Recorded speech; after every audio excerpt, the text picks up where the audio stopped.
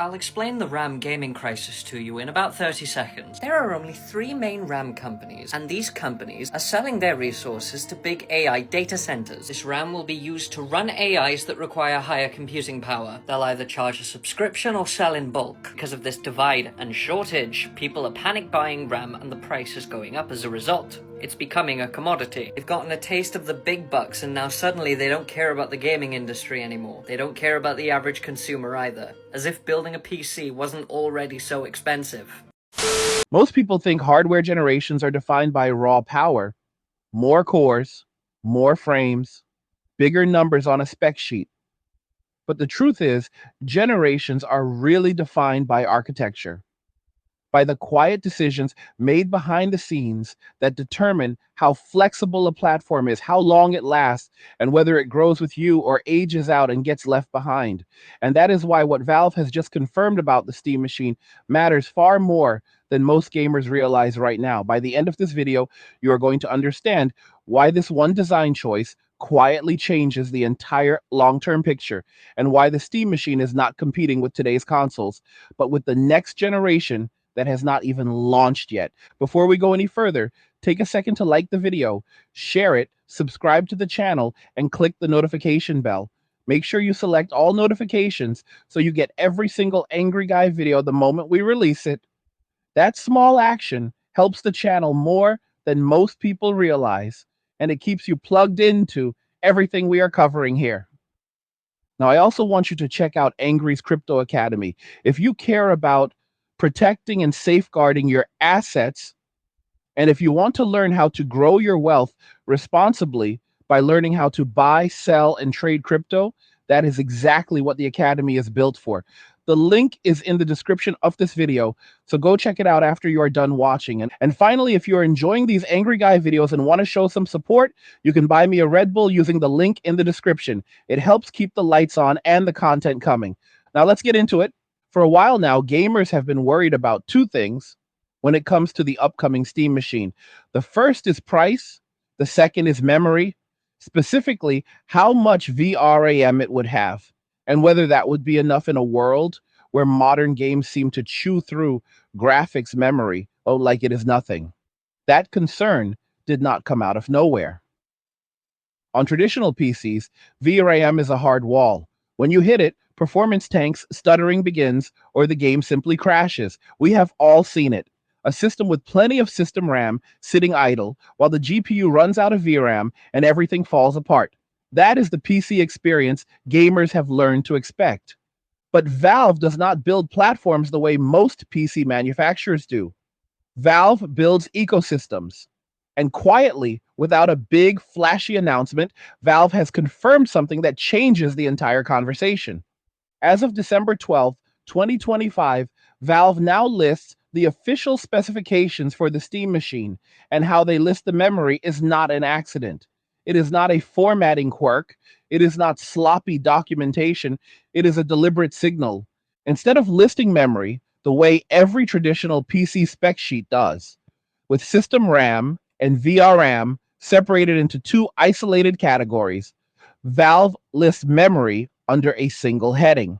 Under RAM, they list 16 gigabytes of DDR5 plus 8 gigabytes of GDDR6 VRAM, together, unified under one label. That alone should make you stop and think. On a normal PC spec sheet, you would see 16 gigabytes of DDR5 system memory, and then separately, 8 gigabytes of GDDR6 VRAM. They are listed separately because they are treated separately. They live in different silos. They do not talk to each other freely. When VRAM runs out, system RAM does not automatically save you.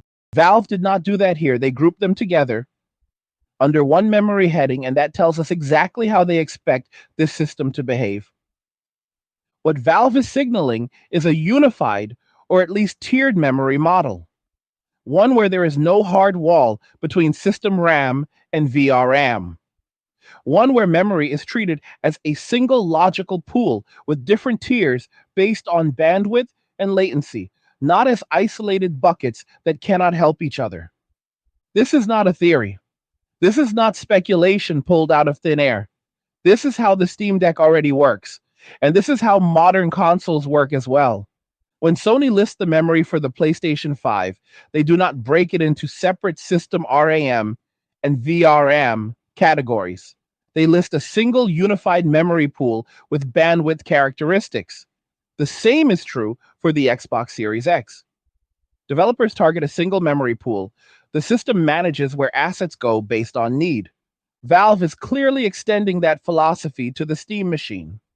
And this matters for reasons that go far beyond raw numbers. When memory is unified or tiered, developers can treat it as a single pool. That means less fragmentation, fewer edge case crashes, better scaling across devices. Assets that need high bandwidth, like textures and frame buffers, can live in the faster GDDR6 tier. Assets that do not need that bandwidth can live in DDR5. And when pressure builds, the system can dynamically shift things around instead of simply failing. This is exactly how modern engines are designed to operate. Vulkan and DirectX 12 already support explicit memory allocation across multiple pools. Proton, which sits between Windows games and Linux-based SteamOS, can intercept and reroute memory calls intelligently. SteamOS itself is designed around this idea. It prioritizes bandwidth and latency dynamically. It does not treat memory as a rigid, old-fashioned PC silo. That is why VRAM stops being a hard wall in this architecture. It becomes a fast tier, a priority tier, not the only tier. If a game needs more than 8 gigabytes of high bandwidth memory, it does not simply crash or stutter into oblivion. It spills over into the DDR5 pool with SteamOS managing placement behind the scenes. The game still sees a large addressable pool of memory. The experience stays stable. From the user's perspective, what matters is total usable memory, not how it is branded, not how it is segmented on a spec sheet. If a game fails because VRAM runs out while 10 gigabytes of system RAM sit unused, that is a failure of architecture. Valve is explicitly avoiding that failure. So when Valve lists 16 gigabytes of DDR5 plus 8 gigabytes of GDDR6 under a single RAM heading, what they are really telling you is this: the Steam machine effectively has 24 gigabytes of addressable memory, and the operating system and GPU driver will decide how best to use it. This is also why comparisons to traditional PCs miss the point entirely. On a normal PC, even if you technically have 16 gigabytes of system RAM and 8 gigabytes of VRAM, you do not have 24 gigabytes of usable memory for games. You have two isolated pools. One can be full while the other sits idle. That is not the case here. This is also why this design leapfrogs current generation consoles in a very specific and very important way. The PlayStation 5 and Xbox Series X both launched with unified memory pools in the 16 gigabyte range.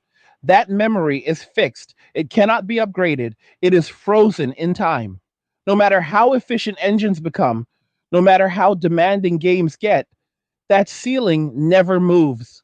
The Steam machine does not have that limitation. Out of the box, with its unified and tiered memory model, the Steam machine already offers more usable memory than either console. And that is before we even talk about upgradability. Because here's the real twist that most people are not thinking about yet. The Steam machine is not a sealed box. It is not frozen. The DDR5 portion of that memory is user upgradable, which means that 2 years from now, when the PlayStation 6 and the next Xbox inevitably launch with larger unified memory pools, Steam machine owners do not need to buy a new system, and they add more RAM, add another 16 gigabytes of DDR5, and suddenly the Steam machine goes from 24 gigabytes of unified addressable memory to 40 gigabytes. The 8 gigabytes of GDDR6 remains the fast tier. The DDR5 becomes a massive overflow tier. SteamOS scales memory allocation dynamically. That is a $50 upgrade. That is it. Console makers cannot compete with that.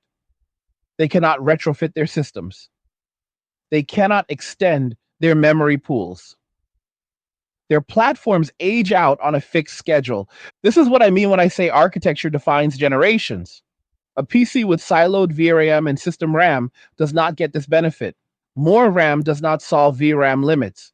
A Steam machine with a unified or tiered memory model does. Memory becomes a multiplier instead of a bottleneck. This is also why Valve's approach mirrors what Apple has done with its M series chips. Apple does not talk about system RAM and VRAM separately. They talk about unified memory. The GPU and CPU draw from the same pool. Performance scales with total memory, not artificial partitions. Valve is doing the same thing, but with PC class hardware and user upgradability layered on top. That combination is rare and powerful. It means the Steam machine is not designed to win a benchmark war today. It is designed to stay relevant across generations, to scale forward instead of aging out, to give developers a stable console-like target while still giving users PC-like freedom. This is how you build a platform that does not die every 6 years. Hard times are here. Jobs are disappearing fast. And if you lose yours, you could be homeless in a few months or even a few weeks. But it doesn't have to be that way. Check out Angry's Creator Academy and learn how to build your own online business using YouTube to grow it. And get the free creator blueprint when you sign up. The link's in description below. Go check it out now. And this is why the Steam machine is not just another PC in a box. It is something different, something that sits between consoles and PCs, taking the best parts of both and leaving the worst behind. One of the biggest mistakes people make when they hear the phrase unified memory is that they imagine some kind of magic where all memory suddenly becomes equally fast. That is not how this works. And Valve is not pretending otherwise. What they are doing is far more practical and far more important. They are building a tiered memory model where different types of memory exist for different purposes, but are managed as a single logical pool by the operating system and the GPU driver. Bandwidth still matters. Latency still matters. But failure states are dramatically reduced. This distinction is critical because it explains why the Steam machine's approach is not reckless or sloppy, but deliberate and engineered. The 8 gigabytes of GDDR6 is still the fastest memory in the system. That is where the GPU wants to place textures, frame buffers, render targets, and other bandwidth-heavy assets. The 16 gigabytes of DDR5 is slower, but still very fast by modern standards and more than capable of handling CPU side assets, game logic, world data, and overflow when GPU memory pressure increases. What changes is not the laws of physics. What changes is how rigid the boundaries are.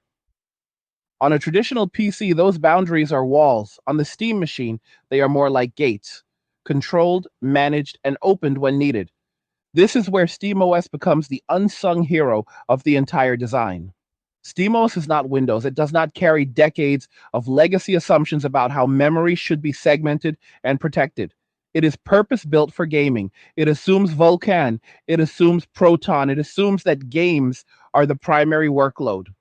That gives Valve enormous freedom to manage memory in ways that would be difficult or even impossible on a general purpose desktop operating system. SteamOS already does this on the Steam Deck. When memory pressure rises, it does not simply throw its hands up and let things crash. It prioritizes.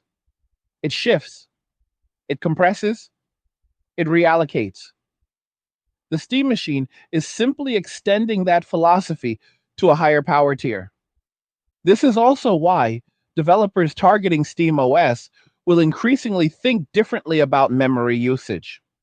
When a developer knows that memory is presented as a unified pool, they stop coding defensively around artificial limits. They stop assuming that VRAM exhaustion equals failure. They start designing for graceful scaling. High-resolution textures can stream more aggressively. World detail can expand and contract dynamically. Games can push higher fidelity without catastrophic failure when limits are approached. This is how console developers have been working for years. And now that same mindset applies here. It is important to understand that Valve is not doing this for one game or one generation.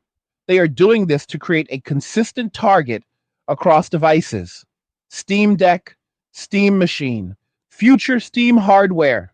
A unified memory abstraction allows Valve to tell developers this is the model, build for this. Your game will scale across our ecosystem. And that is something Windows PCs cannot offer, and it is something consoles offer only within their own fixed lifespan. This is why the Steam Machine is not trying to replace your desktop PC. It is trying to replace the console in your living room. And when you view it through that lens, the memory architecture makes perfect sense. Another point that needs to be addressed is the fear around the 8 gigabytes of GDDR6 number itself. People see that number and panic because they have been conditioned to believe that anything below 12 or 16 gigabytes of VRAM is unacceptable in modern gaming. That fear is understandable, but it is also misplaced in this context. That fear comes from the PC world where VRAM is a hard wall and poor optimization is common. Games are often shipped assuming excess VRAM, and when it runs out, there is no safety net. The Steam Machine has a safety net, a very large one, and because the GPU is not blind to the DDR5 pool, it can access it, it can use it, and SteamOS can help decide when and how that happens. The result is that 8 gigabytes of fast VRAM behaves more like a priority cache than a fixed ceiling. This is why the total addressable memory number matters more than the VRAM number in isolation. 24 gigabytes of addressable memory is a lot, especially when managed intelligently. And this is where the console comparison becomes even more uncomfortable for traditional console makers. The PlayStation 5 and Xbox Series X do not have upgrade paths. Their unified memory pools are fixed. Their bandwidth characteristics are fixed. Their ceilings are absolute. As games become more demanding, developers have to squeeze harder. Compromises increase. Frame rate modes get more aggressive. Visual settings get more constrained. The Steam Machine does not have to play that game. If memory pressure increases over time, users can respond. They can add RAM. They can expand the overflow tier. SteamOS adapts. The platform scales. This is what I mean when I say the Steam Machine has a generational escape hatch built into the hardware.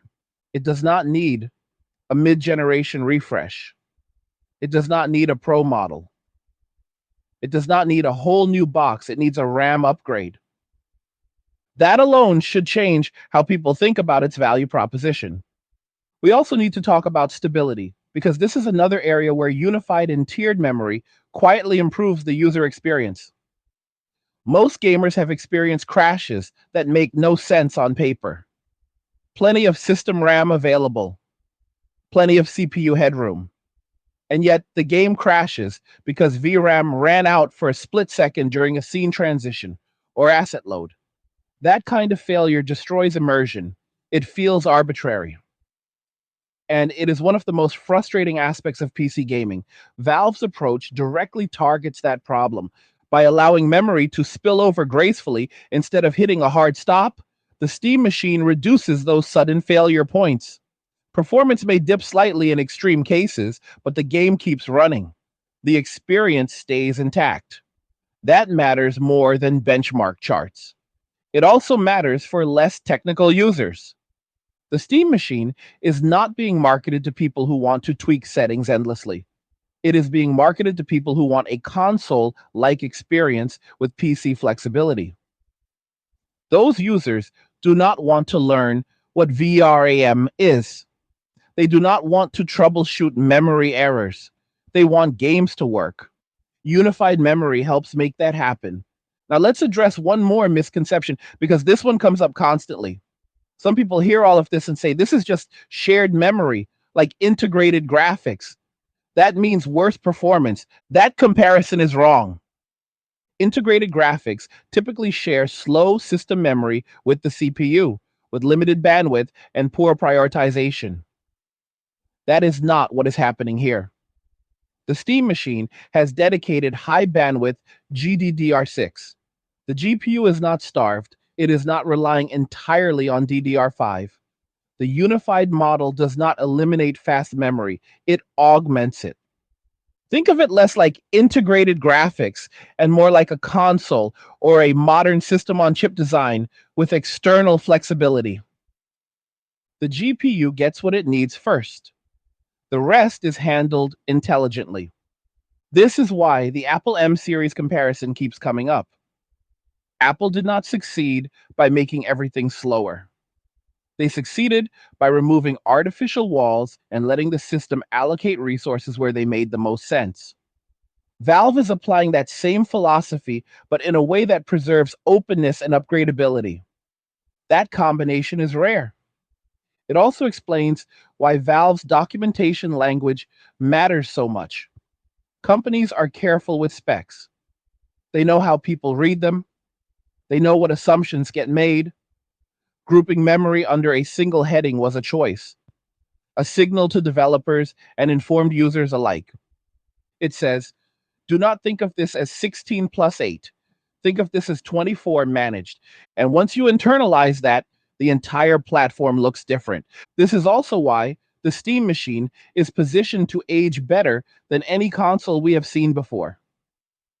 When the PlayStation 6 and the next Xbox arrive, they will almost certainly ship with larger, unified memory pools. That is expected. What is not expected is that existing hardware will be able to respond. Steam machine owners will add memory, keep going, and because Steam AEOS abstracts the memory model, developers do not need to worry about wildly different configurations. The OS presents a consistent target. The engine scales. This is how PC-like flexibility and console-like simplicity finally meet. So when people ask whether the Steam machine leapfrogs the PlayStation 5 and Xbox Series X, the answer is yes, but not in the way they expect. It is not about raw GPU power. It is not about teraflops. It is about usable memory, scalability, and longevity. The Steam machine starts with more usable memory, it scales forward, and it avoids the architectural traps that have plagued PC gaming for decades. That is not an accident. That is Valve doing what Valve does best, thinking long term. To really understand why this matters, you have to step back and look at how gaming platforms usually fail. They do not fail because they suddenly become unusable. They fail because they slowly become constrained. Each year, new games arrive that technically run, but only just. Visual compromises stack up. Performance modes become mandatory instead of optional. Loading stutters increase, and eventually, the platform becomes the lowest common denominator that developers design around reluctantly. That decline usually starts with memory. Memory is the silent limiter, not CPU speed, not GPU clocks. Memory. Once a platform's memory budget is locked, every future design decision is shaped by that ceiling. Developers get creative, but creativity under constraint eventually turns into compromise. Valve is very clearly trying to avoid that entire life cycle with the Steam machine. By presenting memory as a unified tiered pool, Valve is giving developers room to breathe. They are saying you do not need to fear sudden failure when one pool fills up. You can design systems that scale gracefully. You can push fidelity without designing yourself into a corner. This is why the Steam machine feels less like a product and more like an evolving platform. And this is also why it makes so many people uncomfortable, because it does not fit neatly into the old categories. It is not a traditional console. It is not a traditional PC. It breaks assumptions that both camps rely on. Console players are used to fixed specs and long optimization cycles. PC players are used to raw power and brute force upgrades. Valve is offering something in between, a stable target with optional growth. That growth matters most in memory heavy workloads, which modern games increasingly are. Open world games, simulation heavy games, games with massive texture libraries, games with dynamic lighting, large draw distances, and complex physics systems. All of these benefit from large, flexible memory pools far more than they benefit from small increases in raw compute. This is why teraflop comparisons are such a distraction. A system that can keep more data resident in memory will often outperform a system with higher peak compute but tighter memory constraints. Fewer stalls, fewer reloads, fewer compromises. And again, this is where the Steam Machine quietly steps ahead of current consoles. The PlayStation 5 and Xbox Series X have to make trade-offs constantly. They balance resolution against frame rate, texture quality against streaming speed, world density against stability. They do this brilliantly, but they do it within a fixed box. The Steam Machine is not locked in that way. And because SteamOS controls the environment, Valve can continue to improve memory management over time. Software updates can make better decisions. Allocation strategies can evolve. Compression techniques can improve. None of that requires new hardware. This is another underappreciated advantage. Consoles rarely see fundamental OS level changes to memory management mid-generation. PCs rely on general purpose operating systems that are not optimized solely for games. Steam OS sits in a sweet spot. It is specialized enough to optimize aggressively, but flexible enough to evolve. That means the Steam Machine you buy today is not static. It grows smarter over time. Now let's talk about developers again, because this is where the long-term impact really compounds. Developers hate fragmentation. They hate targeting wildly different configurations. They hate building elaborate fallback paths for edge cases. Unified memory models simplify their lives. They allow developers to think in terms of budgets instead of silos. When a developer knows that a platform offers a large, addressable memory pool with intelligent management, they can design systems that adapt dynamically. Texture streaming systems become more aggressive. Asset residency increases. Level transitions become smoother. This is why console development pipelines tend to produce more stable experiences than PC ports. Not because consoles are more powerful, but because they are more predictable. Valve is bringing that predictability to an open platform. And once developers trust that predictability, they lean into it. This is how ecosystems form, not through marketing, but through reliability. It is also why Proton plays such a crucial role here. Proton is not just a compatibility layer, it is an abstraction layer. It allows Valve to intercept calls, manage resources, and present a consistent environment to games that were never designed for Linux or unified memory models. That gives Valve leverage. They can optimize behind the scenes without requiring developers to rewrite their games. Over time, those optimizations compound. This is something no other platform holder is doing at this scale. Now let's address the elephant in the room. The concern that all of this sounds good in theory, but might fall apart in practice. That concern is fair, but we are not starting from zero here. The Steam Deck already proves that Valve's approach works. It runs modern games on modest hardware by relying on smart memory management, aggressive optimization, and a unified model. The Steam Machine is simply that philosophy applied to a much more powerful system. Same ideas, bigger canvas, and this is why Valve's quiet confirmation matters more than a flashy keynote ever could. They are not pitching a concept, they are extending a proven architecture. Another important point is how this affects modding and community-driven content. Mods often increase memory usage dramatically. Higher resolution textures, expanded worlds, additional assets. On traditional consoles, mods are limited or heavily restricted because memory budgets are tight and fixed. On PCs, mods often push systems into instability because VRAM limits are hit unexpectedly. The Steam Machine sits in the middle again. With a large, flexible memory pool and the option to expand DDR5, mod-heavy users get breathing room. Stability improves, creative freedom expands. And because SteamOS manages memory intelligently, even heavily modded setups benefit from graceful scaling. This is exactly the kind of thing Valve cares about. Mods are part of Steam's identity. Supporting them long term requires architectural flexibility. Now, think about this from a consumer perspective. Most people do not upgrade consoles, they replace them. That replacement cycle is expensive. It resets your ecosystem, new controllers, new accessories, new storage expansions, new learning curves. The Steam machine does not require that kind of reset. You can upgrade memory, you can upgrade storage, you can keep your library, you can keep your settings. The platform evolves without forcing you to start over. That is a fundamentally different relationship between user and hardware. It also explains why Valve is not rushing this product. They are not chasing a launch window. They are building a foundation, and foundations matter more than launch hype.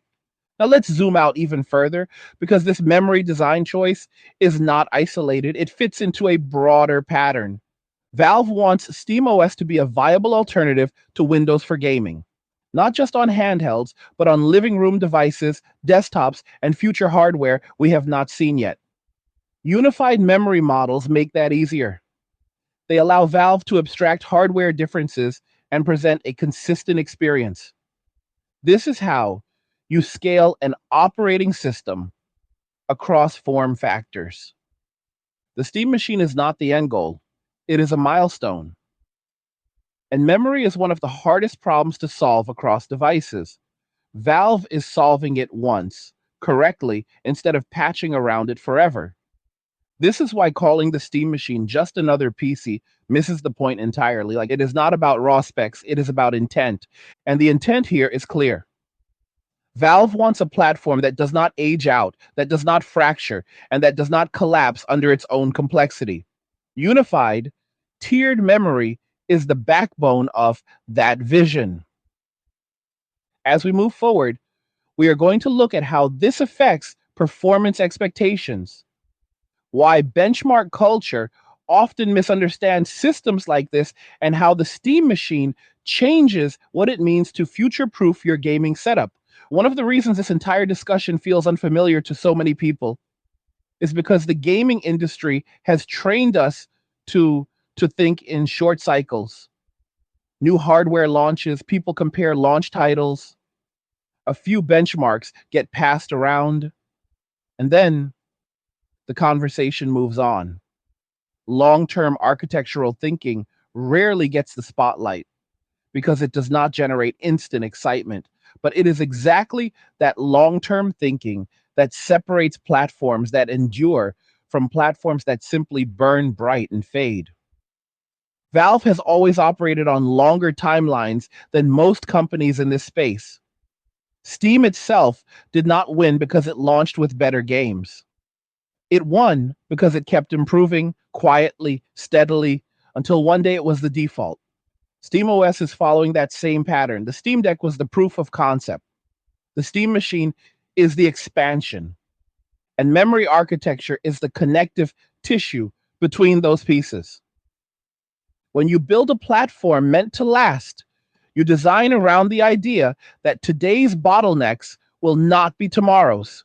You accept that games will grow larger, assets will get heavier, and engines will become more ambitious. If your platform cannot adapt to that growth, it becomes obsolete, even if the raw compute power is still there.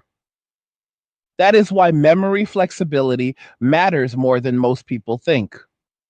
Compute can often be optimized around. Memory limits cannot. Once you run out, you run out. Valve's unified and tiered approach turns memory from a rigid ceiling into a sliding scale. It does not eliminate limits, but it softens them. It allows performance to degrade gracefully instead of catastrophically. That single difference changes everything about how a system feels over time. And feeling matters. Most players do not measure their experience in frame time graphs. They measure it in smoothness, consistency, and trust. Trust that a game will not suddenly hitch or crash during a critical moment. Trust that a system will still feel capable years down the line. That trust is built through stability, not raw speed. Now let's talk about how this changes expectations around future games, because this is where the ripple effects really start to show. Modern game engines are already designed with tiered memory in mind. Streaming systems assume that not all assets need to live in the fastest memory all the time. They are built to move data dynamically based on player behavior, camera position, and workload. Unified memory models complement that design perfectly. On a rigid PC architecture, those systems are constrained by artificial boundaries. On a unified model, they can stretch. This means future games targeting SteamOS can assume more flexibility. They can keep more assets resident. They can reduce aggressive unloading and reloading. They can improve consistency without increasing raw hardware requirements. That is how you get better experiences without constantly raising the bar. It also changes how developers think about minimum and recommended specs. And instead of worrying about whether a game will crash on an 8 GB VRAM card, developers can think in terms of total memory budgets. Instead of designing around worst case scenarios, they can design around scaling behavior. This is healthier for development and healthier for players. Another angle that rarely gets discussed is how this affects background tasks and system overhead. On traditional PCs, background processes compete with games for system RAM, but cannot help with VRAM limitations. On a unified or tiered model, the system has more freedom to juggle resources intelligently. Background tasks can be deprioritized. Memory can be reclaimed dynamically. The game stays in focus. SteamOS is particularly well suited for this because it is not trying to be everything to everyone. It does not need to support every legacy workflow. It is built for one primary purpose. That focus allows Valve to make decisions Windows cannot. And that focus extends to how updates are delivered. Valve can roll out memory management improvements silently, better heuristics, smarter allocation strategies, improved handling of edge cases. Over time, the same hardware behaves better. This is another reason why the Steam machine should not be judged purely on day one performance. It is designed to mature. Now let's address a common reaction that comes up whenever this topic is discussed. The idea is that unified memory somehow removes user choice or flexibility. In this case, the opposite is true, and because the DDR5 portion of the memory is upgradable, users have more control, not less. They can choose how far they want to push the platform. Casual users can leave it stock. Enthusiasts can expand it. The system adapts either way. That flexibility is rare in console-like devices. And it is important to emphasize that this does not create chaos for developers. The OS abstracts the complexity. Developers target a model, not individual configurations. SteamOS handles the rest. This balance between user freedom and developer simplicity is difficult to achieve. Valve is one of the few companies positioned to attempt it. Now, let's talk about longevity in more concrete terms. And imagine a Steam machine purchased today. For the first couple of years, it runs everything comfortably. Then new hardware launches, new consoles arrive, games push harder. Instead of replacing the system, the user adds memory, maybe storage too. The experience continues. That same system might span multiple console generations. That is not a hypothetical. That is how PCs have traditionally worked. But PCs come with complexity, maintenance, and fragmentation. The Steam machine aims to deliver the longevity of a PC with the simplicity of a console. Memory architecture is what makes that possible. This is also why Valve's approach threatens the traditional console cadence more than any spec sheet ever could. Consoles rely on generational resets. They rely on forcing upgrades. They rely on fixed hardware lifespans. A platform that can quietly evolve undermines that model, and Valve does not need to sell millions of units overnight to make this work. They need developers to trust the platform. They need users to stay engaged. Over time, that is enough. Now, let's address performance expectations directly because this is where misunderstandings often turn into disappointment. The Steam machine is not designed to dominate every benchmark, it is designed to deliver consistent, scalable performance across a wide range of workloads. That means, in some cases, a traditional PC with a high end discrete GPU will outperform it. That is fine. That is not the competition. The competition is closed platforms with fixed limits. And within that comparison, the Steam Machine's memory model gives it a significant edge. Consistency beats peak numbers for most players. Stability beats spikes. Predictability beats raw potential that is rarely realized. This is especially true in living room gaming, where interruptions are more noticeable and tolerance for tinkering is lower. Valve understands that, and it shows in every design decision. Another subtle benefit of unified and tiered memory is power efficiency. By keeping assets resident and reducing unnecessary transfers, the system can operate more efficiently. Less thrashing, less constant loading, less wasted work. That matters for thermals, noise, and long term reliability. Again, these are not flashy benefits, but they add up. They are the difference between a system you enjoy using and one that slowly wears on you. Now, think about how this architecture scales beyond gaming. Steam machines are not locked to gaming alone. Media playback, streaming, emulation, creative tools, all of these benefit from large, flexible memory pools. The system does not need to context switch aggressively. It can keep more state in memory. This versatility further extends the platform's lifespan. It also reinforces the idea that Valve is not building a one trick device. They are building a computing platform optimized for entertainment, and memory is the foundation of that optimization. As we move forward, the industry will continue to chase higher resolutions, more detailed worlds, and more complex simulations. Those trends are not slowing down. Platforms that cannot adapt will struggle. Valve is positioning the Steam machine to adapt, not through brute force, not through constant replacements, but through architectural foresight. This is why that single line on the spec sheet matters so much. 16 gigabytes of DDR5 plus 8 gigabytes of GDDR6 listed together under one heading. That is not an accident. That is a philosophy in shorthand. And once you see it, you cannot unsee it. When you look at the broader direction of the industry, it becomes obvious that Valve is not reacting to trends. They are anticipating them. Hardware across the board is becoming more heterogeneous. Different memory types, different bandwidth tiers, different compute units working together instead of in isolation. The old model of one CPU, one GPU, and rigidly separated memory pools is slowly giving way to more flexible designs. Valve is aligning the Steam machine with that future instead of clinging to the past. This matters because developers are already moving in that direction, whether consumers realize it or not. Engines are built to handle variable memory access patterns. Asset systems are designed to scale across devices with different capabilities. The idea of a single fixed memory type is becoming outdated. Unified and tiered memory models are not a niche experiment. They are the direction the industry is heading. Valve's decision simply acknowledges that reality earlier than most. This also explains why the Steam machine feels like a natural extension of the Steam Deck instead of a departure.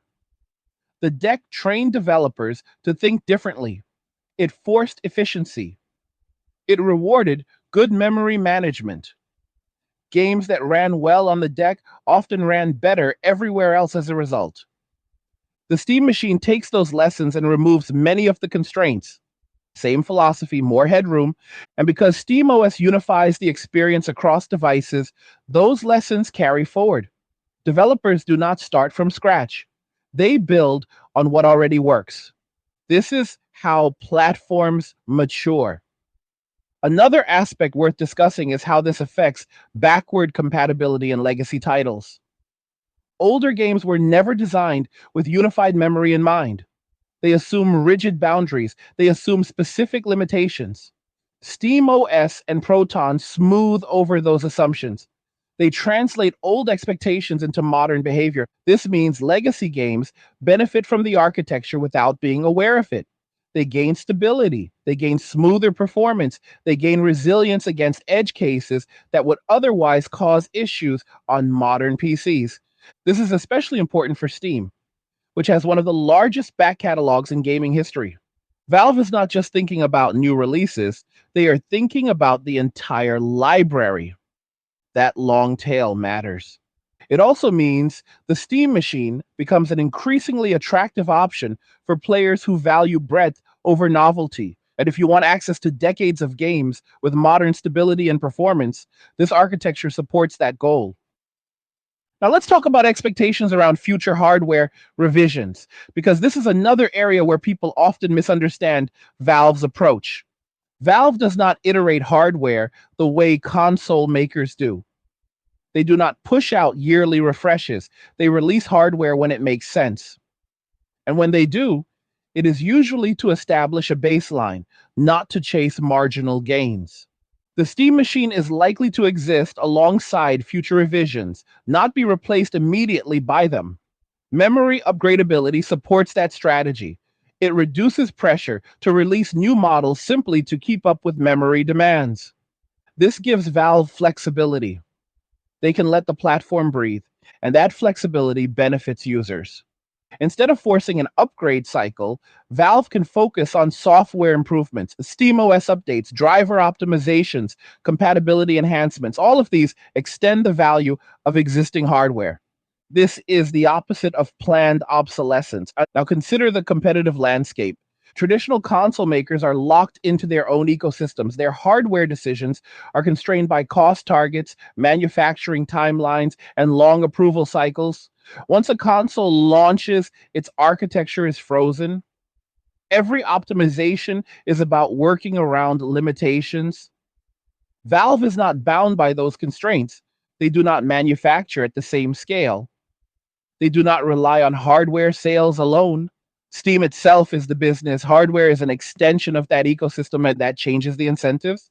Valve can afford to prioritize longevity over margin. They can afford to build platforms that age gracefully instead of forcing replacements. Unified memory models support that philosophy perfectly. This is why comparisons based purely on price or performance miss the bigger picture. The Steam machine is not trying to outsell consoles on day one, it is trying to outlast them. Now, let's address the concern that this approach could lead to unpredictable performance. That is a reasonable worry whenever abstraction layers are involved, but unpredictability usually comes from poor design, not abstraction itself. Valve controls the entire stack: hardware assumptions, operating system behavior, driver interactions, compatibility layers. That level of control reduces unpredictability, not increases it. Because when something goes wrong, Valve can fix it at the system level instead of relying on third parties. This is another advantage consoles have traditionally enjoyed. Valve is recreating that advantage without closing the platform. And memory management is one of the most important areas where that control pays off. SteamOS can make decisions, Windows cannot. It can prioritize games aggressively. It can minimize background interference. It can adjust allocation strategies dynamically. All of this contributes to a smoother experience. Now, think about how this affects streaming technologies, game streaming, remote play, cloud assisted features. All of these benefit from flexible memory management. The system can keep more assets resident, reduce latency, improve responsiveness. As these features become more common, platforms that can adapt dynamically will have an edge. The Steam machine is built with that future in mind. Another subtle but important point is how this architecture affects development costs. Developers spend enormous amounts of time optimizing around memory constraints. Every workaround costs time and money. Unified memory models reduce that burden. They simplify testing. They reduce the number of failure cases. This makes a platform more attractive to support. Valve does not need exclusives to win developer support. They need a platform that is easy to work with and reaches a large audience. Memory simplicity helps achieve that. Now consider how this influences player expectations over time. When players experience fewer crashes, fewer stutters, and more consistent performance, their tolerance for other platforms decreases. They start to notice issues they previously accepted. Expectations rise. This is how industry standards shift. It does not happen overnight, it happens quietly through repeated positive experiences. The Steam machine is positioned to deliver those experiences. This is also why the conversation around memory needs to change. Instead of asking how much VRAM a system has, the better question is how well it uses the memory it has, how flexible it is, how it behaves under pressure. By that measure, the Steam machine scores extremely well. Now let's connect this back to the idea of generational relevance. Hardware that cannot adapt becomes obsolete even if it still works. Hardware that adapts stays relevant even as demands increase. The Steam machine's unified and tiered memory model is a direct investment in adaptability. It does not guarantee immortality, nothing does, but it significantly extends the useful life of the platform. That is the real value proposition here. Not raw power, not flashy numbers, longevity. And that longevity is not theoretical. It is built into the hardware and the software stack. As we move closer to the next generation of consoles, this distinction will become clearer. Memory demands will rise, fixed platforms will strain, flexible platforms will absorb the pressure. When that happens, the Steam machine's design choices will stop looking subtle and start looking obvious. And at that point, the conversation will shift. The question will no longer be whether Valve made the right call. It will be why more platforms did not follow sooner. At this point, it should be clear that Valve is not building the Steam machine as a reactionary product. They are not chasing what is popular this quarter. They are not trying to win a spec war on social media. They are designing a platform that fits where gaming is actually going, not where it has been. Gaming workloads are becoming more complex, not just heavier. More systems run in parallel. More simulation happens behind the scenes. Worlds are more dynamic. AI systems are more present. Physics, lighting, audio, and animation systems all compete for resources at the same time. This kind of complexity does not respond well to rigid resource boundaries. That is why memory flexibility matters so much more now than it did 10 years ago. In the past, games were simpler. Levels were smaller, assets were more static. Memory usage was easier to predict. You could get away with rigid partitions because workloads were predictable. That era is over. Modern games are unpredictable by design. And unpredictable workloads require adaptable systems. Valve understands that. The unified and tiered memory model of the Steam machine is built for unpredictability. It is built for spikes. It is built for moments when everything happens at once. Explosions, large crowds, streaming new areas, loading high resolution assets, running background systems, all without falling apart. Traditional PC architectures struggle here, not because they lack power, but because they lack coordination. The CPU does its thing. The GPU does its thing. Memory pools sit in isolation. When pressure hits the wrong place, everything collapses. Valve is reducing those collapse points, and that has implications not just for performance, but for how games feel emotionally. A game that stutters during key moments breaks immersion. A game that crashes during a boss fight erodes trust. A game that constantly reloads assets reminds you that you are fighting the hardware, not the enemies. Smoothness is not a luxury, it is part of the experience. The Steam machine's architecture prioritizes that smoothness. Now, let's talk about how this approach influences the future of third party hardware, because this is where Valve's strategy gets even more interesting. Valve does not want to be the only company building SteamOS hardware.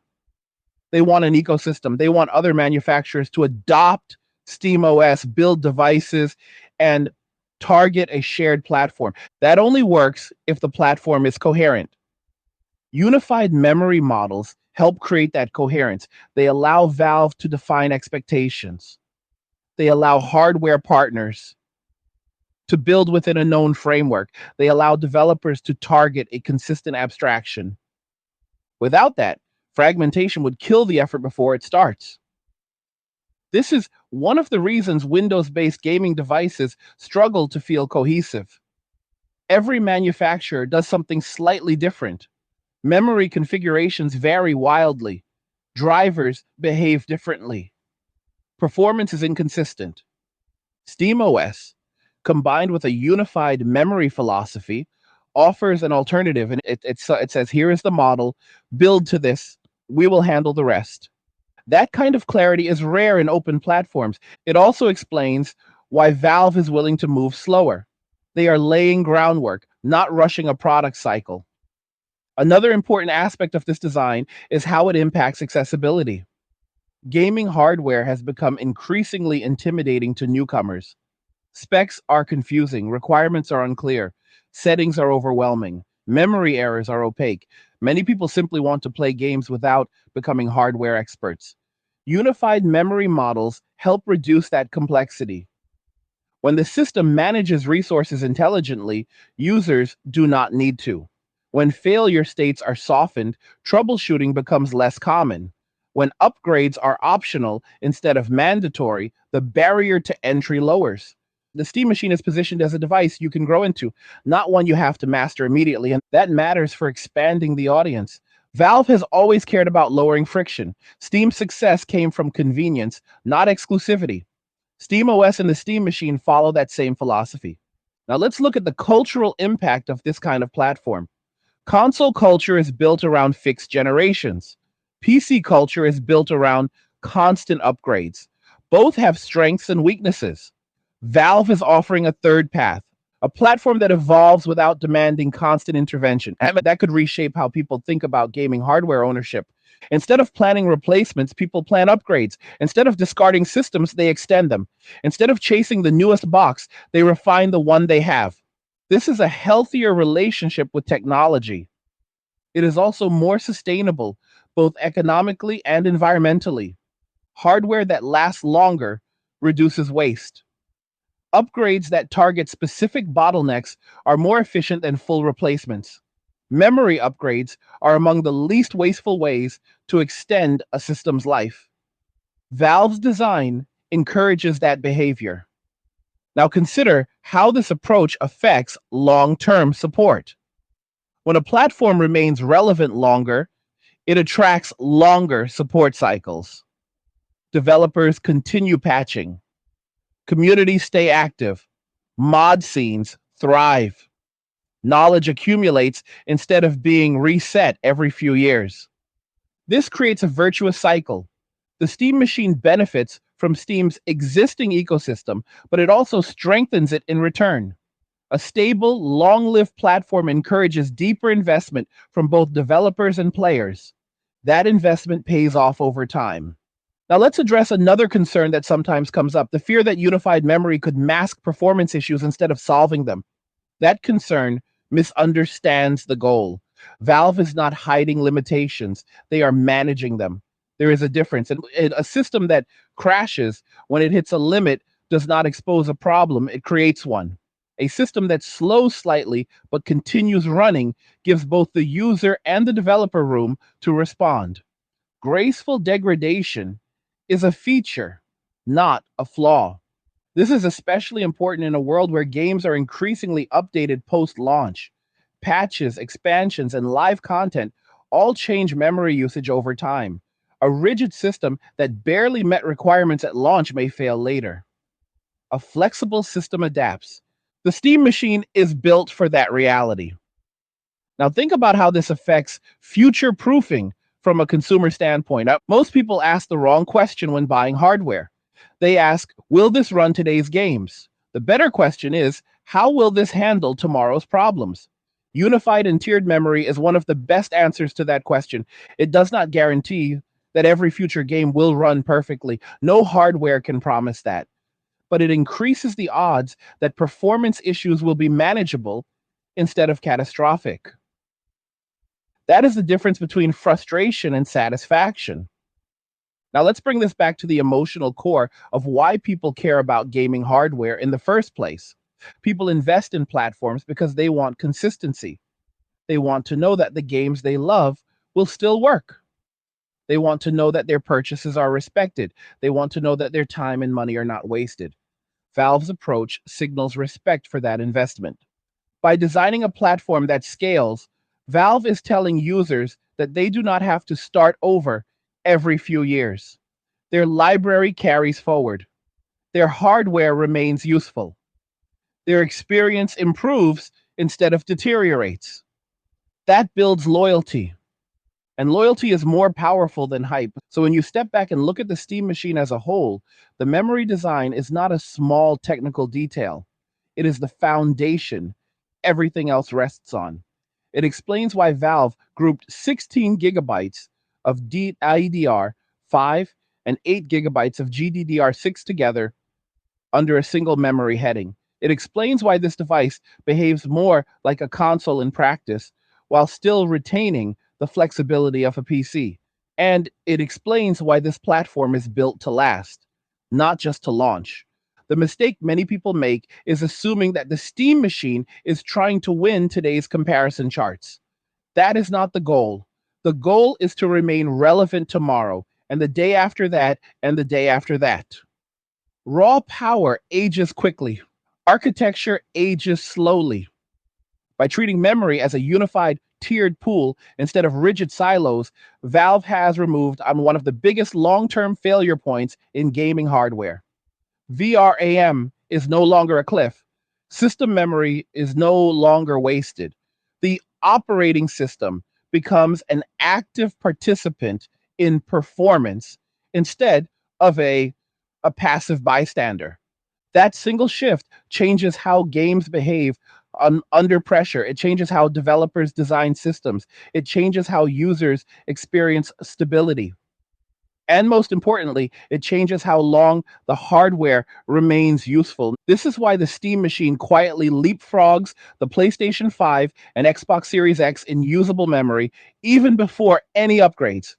And it is why the upgradability matters more than any single launch spec.